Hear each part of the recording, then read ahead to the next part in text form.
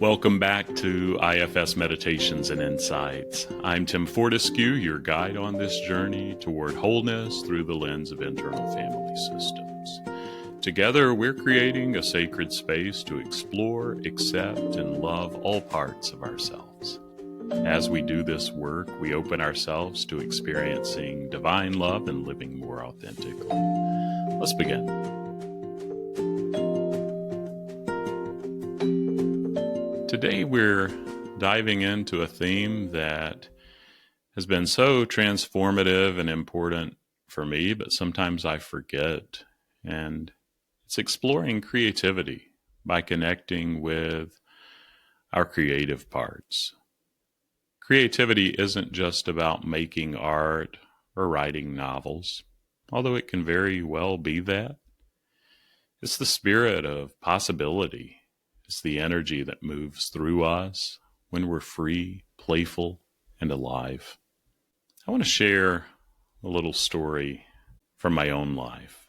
I was probably 7, maybe even younger, and I remember in our backyard there was a clothesline, and often my mom would hang sheets there, and I loved Sesame Street. It was formative in my life, and with not having a whole lot of help at home was even more helpful, and I valued it more now, specifically looking back. But I would get out in those sheets, and that would be my stage. And once in a while, too, there would be Sesame Street Live that would come to town. And the characters would actually be in costumes, and you would meet Big Bird, and Bert and Ernie, and the Count. And I would go out in those sheets, and that would be my place and my stage for Sesame Street Live. And looking back, I see so clearly now that was my creative part, or my creative parts in full bloom. There was no editor in my head worrying about whether it was good enough. No inner critic telling me it had to matter or mean something to the world. It just was. As I've gotten older, parts of me have tried to be more serious or practical. And they've been told that by the world too. And sometimes these parts that are trying to protect these free creative parts make it harder for that playful creator to step forward. Maybe you can relate. Maybe you, too, have creative parts that need a little permission to come out and play again. So today I want to invite you to slow down and get curious. Which parts of you feel most creative? How can you nurture and engage these parts? What activities help you access your creativity? I encourage you to take those questions and maybe spend some time reflecting a little longer sometime this week. We can do just a little guided check-in together now. If you're able, close your eyes. If not, just listen or let your attention soften. And take a deep breath in and out.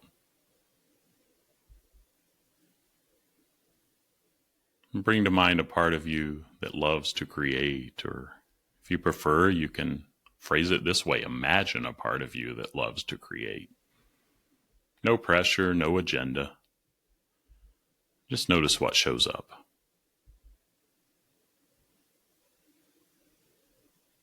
What do they look like?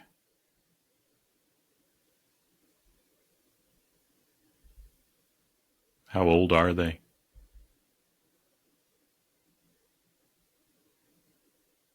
Are they carrying any burdens? Take a brief moment to greet them, knowing that you can come back to them this week. Let them know you're here, you're willing to listen. And if you have a little bit of curiosity, let them know that you're curious.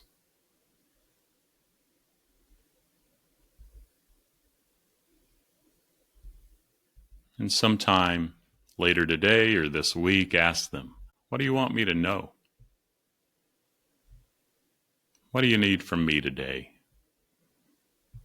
Just spend some time contracting with a time that you can come back and be with these parts.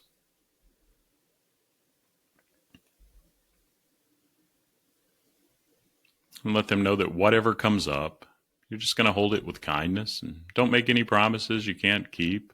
But if you can say that, say it to them.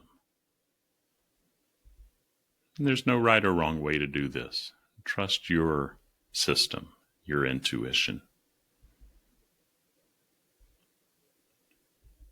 One thing I've noticed is that creativity often shows up best when we give ourselves permission to be imperfect.